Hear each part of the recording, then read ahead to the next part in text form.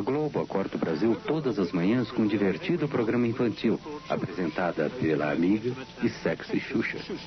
Olha pra mim e divida a sua alegria, o seu entusiasmo, a sua vontade de viver. E vamos crer numa vida melhor. Nós podemos, nós vamos conseguir.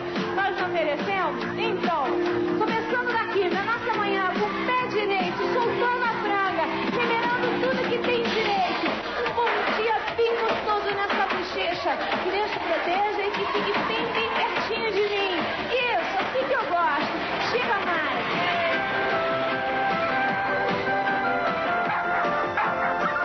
E tem Xuxa e desenhos animados durante 5 horas todas as manhãs, de segunda a sábado. Em São Paulo, 80% das crianças e 54% dos adultos assistem ao programa regularmente. Desde que o programa da Xuxa começou na Globo, em 1986, a ex-modelo tornou-se a rainha dos baixinhos, estrela de cinema e a cantora de maior sucesso na América Latina. Ela está entre os 40 apresentadores mais bem pagos do mundo, logo acima de Mel Gibson. Todo mundo está feliz. E não tem nada de bailar. Todo mundo pide, vamos tocar. Nem todos estão felizes no Brasil. A economia está entre as 10 maiores do mundo, mas a distribuição de rendas é a terceira pior do mundo. 60 milhões de seus 150 milhões de habitantes vivem na pobreza total. O sistema é chamado capitalismo selvagem. O Brasil ocupa quase a metade da América do Sul. O povo é uma enorme miscigenação de raças e nacionalidades. Em 1500, os índios viram os portugueses descobrir o Brasil. Depois, os africanos foram trazidos como escravos. No século XIX, iniciaram-se as grandes ondas de imigração europeia e no século XX vieram os japoneses. Embora o Brasil seja um país enorme, a maioria dos brasileiros vive perto do litoral, 75% deles em cidades. O Nordeste é rural e pobre.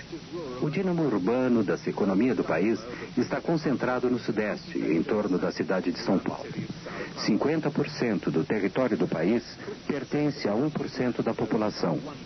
Os sem-terras lutam pela sobrevivência, assim como os trabalhadores urbanos. Eu não como, né? Não. Só carrego.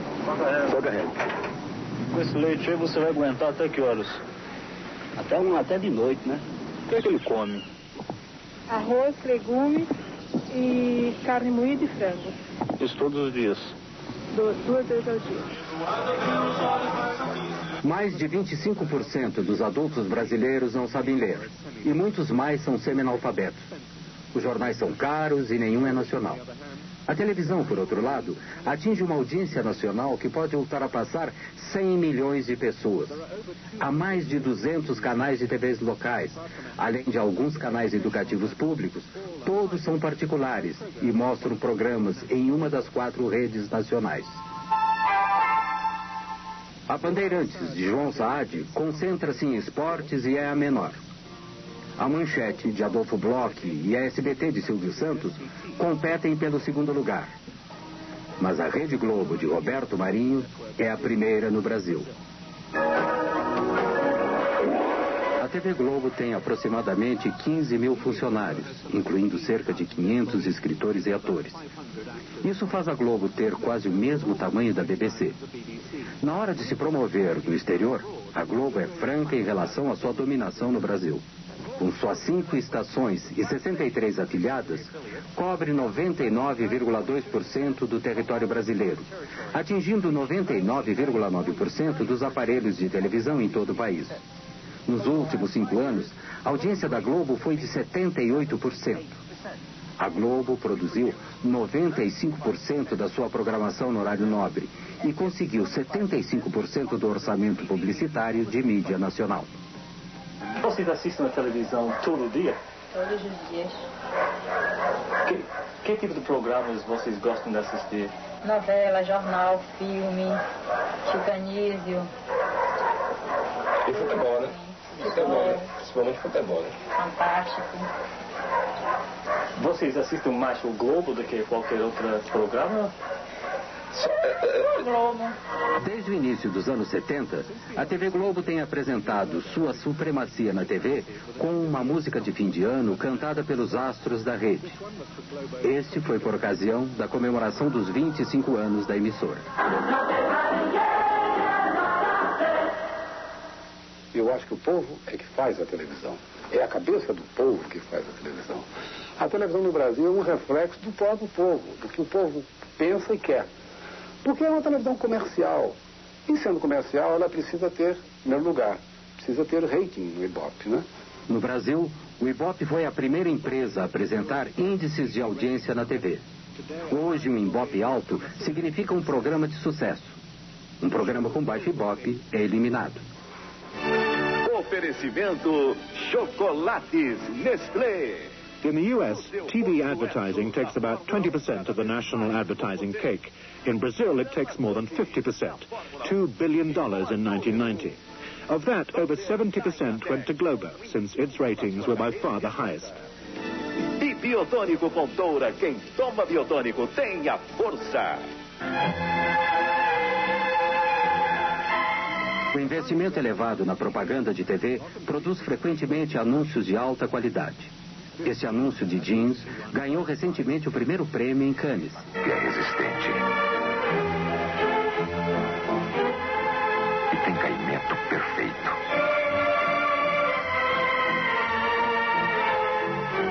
Starup passa pelo mais rigoroso controle de qualidade. E dá total liberdade aos seus movimentos. Starup, o mais testado, o mais procurado.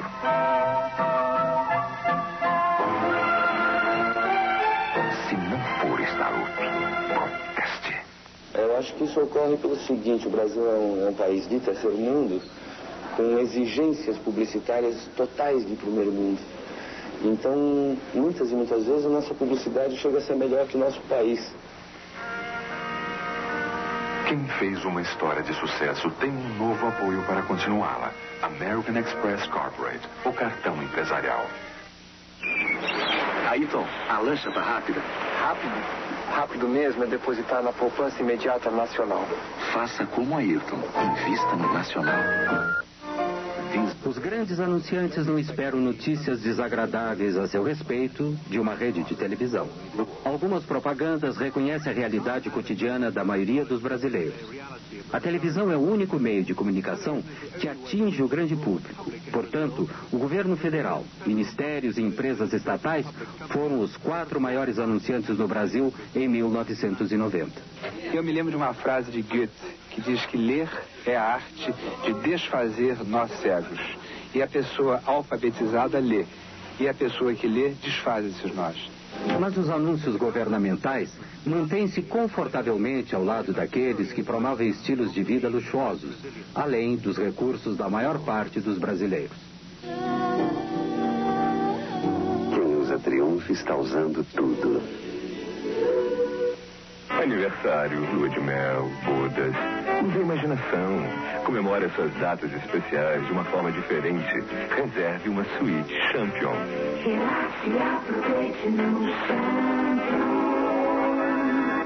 A maioria dos brasileiros consome apenas as imagens. Apenas 1/3 da população pode pagar pelos serviços e produtos anunciados na televisão.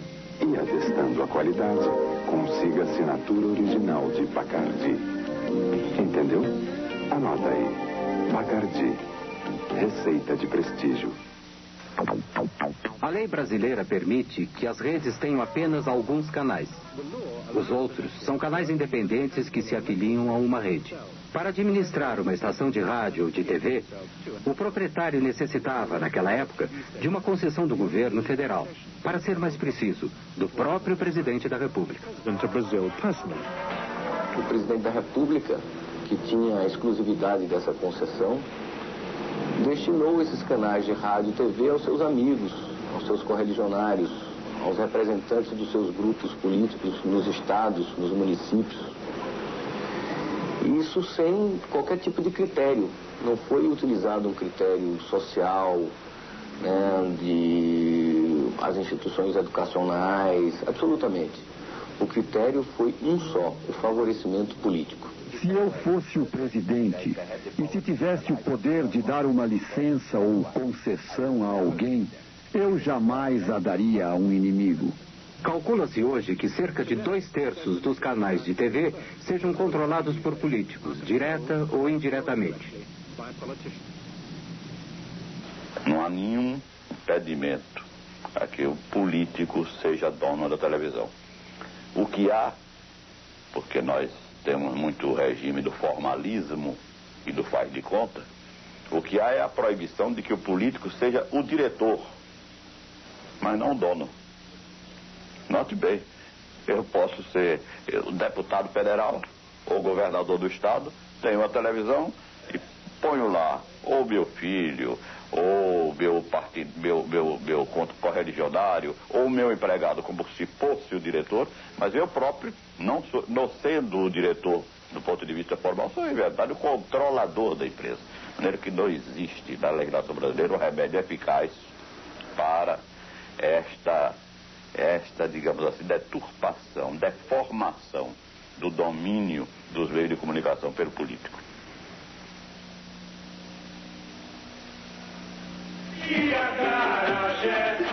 O programa ao vivo é o mais antigo da TV brasileira. Hoje a transmissão do Carnaval Carioca é a sua apoteose.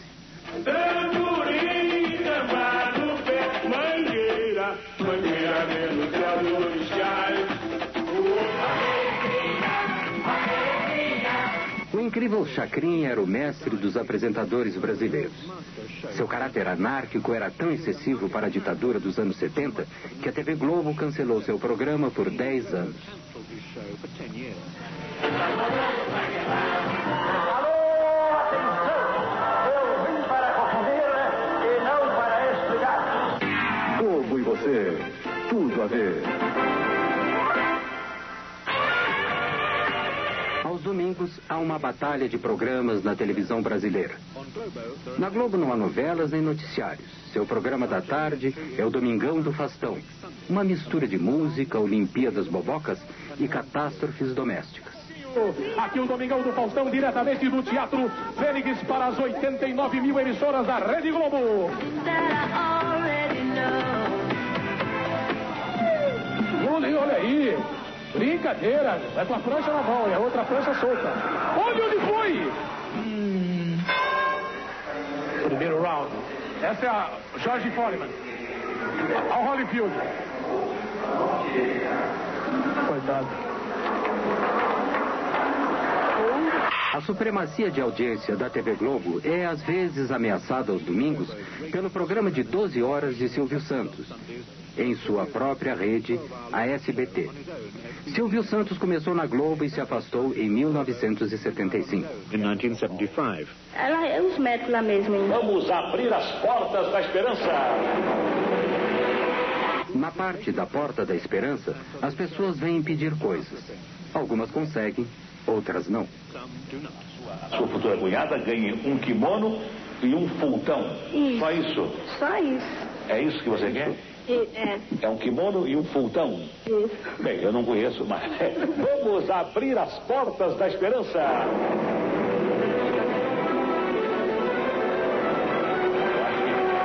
Vai embora. Olha o sim. Silvio Santos ficou super rico com seu esquema do baú da felicidade. Atraídos por prêmios fabulosos, os sócios pagam prestações regularmente, que lhes permite comprar produtos em lojas especiais. Com a estabilidade econômica, poucos mantêm seus pagamentos por muito tempo. Seu prejuízo é o lucro de Silvio Santos. Peão da casa própria. Bom, mas já teve aqui uma vez. Já, essa é a segunda vez. Ah, essa é a segunda vez. Agora que eu estou começando a entender.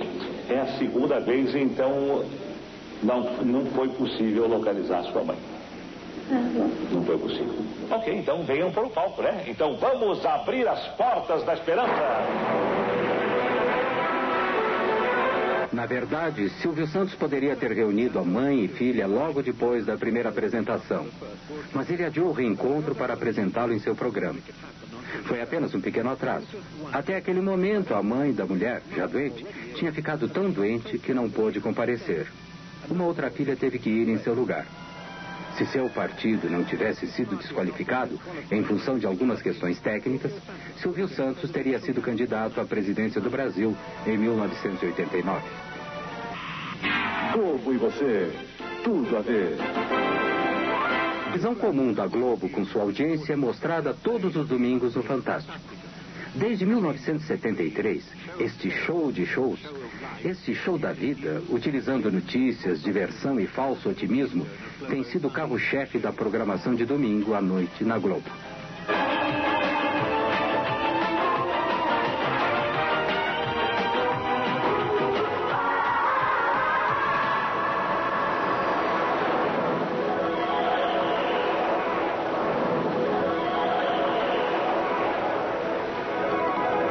Este é um domingo típico. Domingo com Fantástico, uma estranha combinação de elementos que se acrescenta à visão de mundo da Globo. Domingo no Fantástico. Disney World, a fabulosa indústria da diversão, visitada por mais de 20 milhões de crianças e adultos do mundo inteiro, todo ano. A Viúva Porcina, cercada pelos fãs nas ruas de Havana. Você vai acompanhar a visita de Regina Duarte a Cuba, onde a novela Roque Santeiro é o maior sucesso na história da televisão de lá. O Bandido do Carro Vermelho, um criminoso sexual e assassino caçado pela polícia de 40 cidades dos estados de São Paulo, Minas e Goiás. Ele já violentou mais de 60 mulheres e tem uma ficha policial com 3 metros de comprimento. Domingo no Fantástico. A televisão na América Latina começou em setembro de 1950 com a TV Tupi em São Paulo. A primeira transmissão começou tarde, durou 1 hora, e com programa ao vivo. No final do programa, se deram conta que teriam que fazer tudo outra vez no dia seguinte. Como não havia aparelhos de TV no Brasil, foram importados alguns e colocados no Jockey Club em alguns pontos da cidade. Assis Chateaubriand, que era na época o principal magnata dos jornais brasileiros, começou a TV Tupi contrariando conselhos de quase todos. A produção da Tupi era direcionada à elite que podia se dar ao luxo de ter televisões.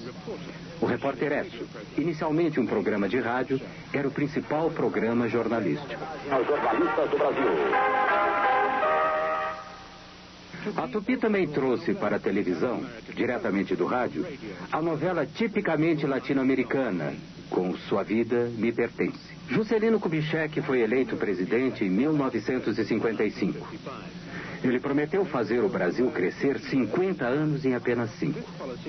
Esta política trouxe fuscas de fabricação nacional, urbanizou a população, introduziu uma inflação endêmica e agravou a situação da dívida externa. O símbolo do novo Brasil era Brasília, a nova capital.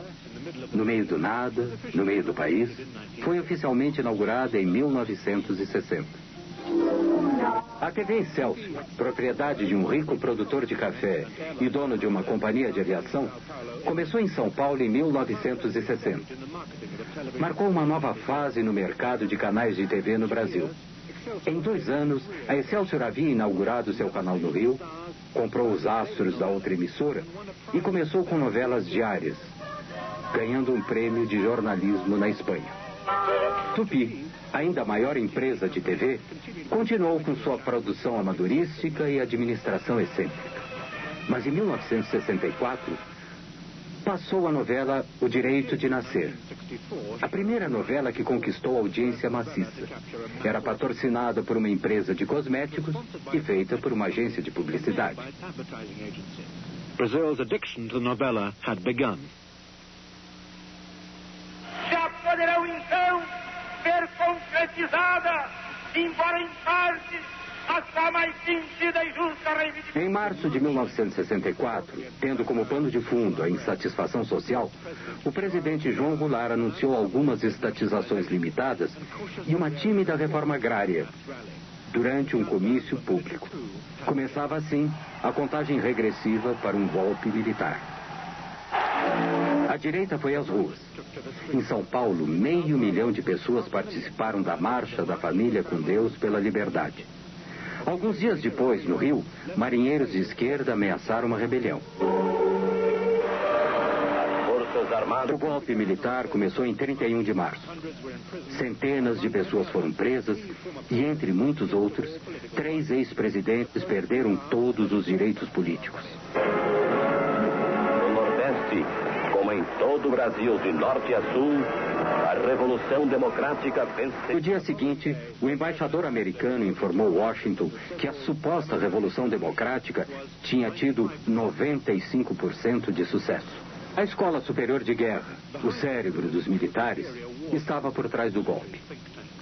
Foi criada a partir do modelo da Escola Nacional Americana de Guerra e se inspirava em sua Guerra Fria anticomunista. Mas a escola brasileira, ao contrário de sua equivalente americana, tinha membros civis, empresários, tecnocratas e políticos. O Marechal Castelo Branco tornou-se presidente com poderes de governar por decreto. Em 1965, a democracia multipartidária foi oficialmente extinta. Uma das primeiras ações da ditadura foi estabelecer o Serviço Nacional de Informação, o sistema nervoso central do Estado autoritário.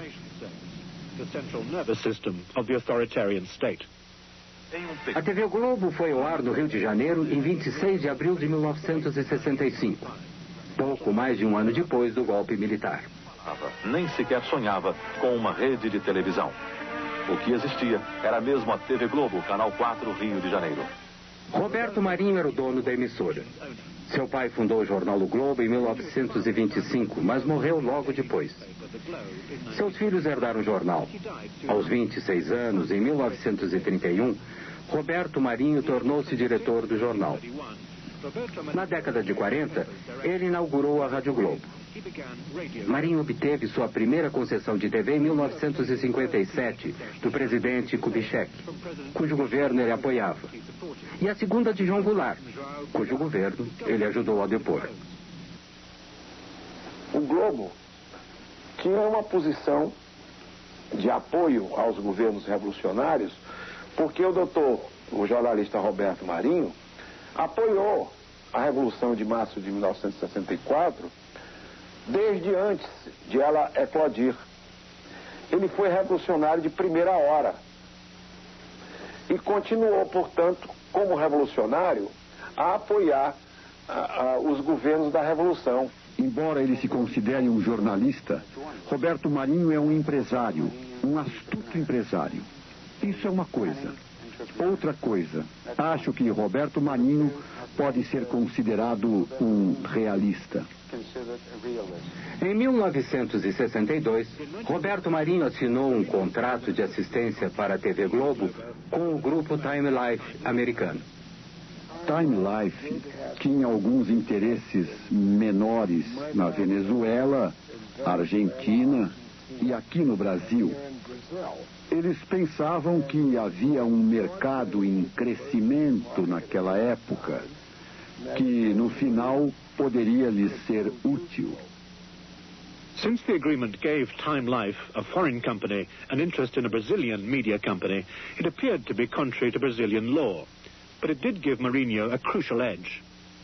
A Globo surgiu com financiamentos de um acordo feito entre o grupo Time Life. E esse financiamento chegava a um ponto de que a estação, a emissora Globo, no Rio de Janeiro, a emissora, ela tinha uma montagem de recursos da ordem de 6 milhões de dólares, enquanto que a melhor estação de televisão do grupo da Tupi, que era a segunda maior rede na época, a melhor tinha sido montada com 300 mil dólares. Os primeiros 8 meses da TV Globo foram um fracasso evidente e Walter Clark, à época com 29 anos, foi contratado para dirigir a emissora. Ele foi o arquiteto do incrível sucesso da Globo. Um momento, antes de assinar contrato, na casa do Roberto, faz uma tapeçaria linda do Lussá, eu tremendo de medo, porque era uma jogada da vida, não tinha estrutura de vivência de negócio para assumir aquilo, porque a Globo estava fadada a quebrar. Ela tinha 4 meses de vida. Faturava na ordem, ela faturava 180 e gastava 700. As enchentes desastrosas no Rio de 1966 marcaram um momento decisivo da TV Globo. A Globo fez a cobertura das enchentes ao vivo. Aqui, Quando o segundo presidente militar, Marechal Costa e Silva, assumiu em 1967, começou o breve milagre econômico brasileiro. Um país que estava entrando no mundo industrializado estava, ao mesmo tempo, condenando grande parte de sua população, para ser exato 60%, a uma situação socioeconômica miserável, mesmo sendo a 8ª economia do mundo. E esta é a situação. O pensamento econômico do regime era surpreendentemente simples. E os ricos sejam mais ricos, para que, graças a eles, os pobres, por sua vez, sejam menos pobres. A ditadura deu prioridade ao desenvolvimento de um moderno sistema de telecomunicações. Criou o Ministério das Telecomunicações e viabilizou a compra de televisores a crédito. Os objetivos definidos foram, como sempre, integração e segurança nacional. Em 70, como exemplo, todos os brasileiros poderão ver a Copa do Mundo pela TV e, reciprocamente, outros povos verão a maior festa popular do Brasil, o Carnaval Carioca. Era televisão e futebol. Construiu-se estádios de futebol e essa rede de telecomunicações impressionante no Brasil inteiro. E, ao mesmo tempo, houve uma degradação muito grande em termos de educação, de saúde, tudo isso foi descuidado. No final dos anos 60, o videotape e as redes nacionais se uniram para destruir a produção local de programas. As produções ficaram centralizadas no Rio e em São Paulo. Os herdeiros da cultura jovem dos anos 60 conseguiram conquistar algum espaço na televisão.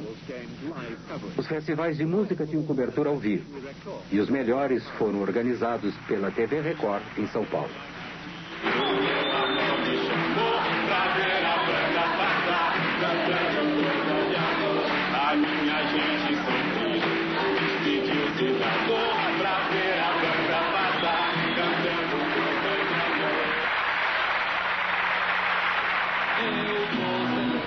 Documento, nada no bolso ou nas mãos. Eu quero seguir vivendo. Amor, eu vou. Por que não? Por que não? Por que não? Por que não? Por que não?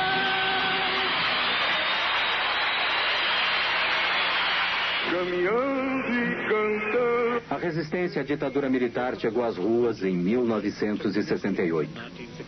100 mil pessoas, principalmente estudantes, fizeram manifestações no Rio. Nas ruas, campos, construções, caminhando e cantando e seguindo a canção. Após ter ouvido... Provocado por essa crescente oposição, o regime militar assumiu total poder ditatorial no final de 1968, com o infame AI-5. O Congresso foi fechado, a tortura virou uma rotina. Foi estabelecida a censura prévia dos meios de comunicação de massa. Logo depois, o não cumprimento de qualquer lei aprovada em segredo transformava-se em crime. Parte da esquerda brasileira optou pela luta armada. Seu sucesso mais espetacular foi o sequestro do embaixador americano, forçando o governo a libertar estes prisioneiros políticos. Sequestros, bombardeios e assaltos, tanto da esquerda como da direita, não eram normalmente relatados. Jamais se falava em tortura. A segurança interna era a maior preocupação dos militares. Esquadrões da morte de direita eram ativos. Alguns resolveram bombardear teatros, como este, que estava apresentando a peça Roda Viva, de Chico Buarque de Holanda.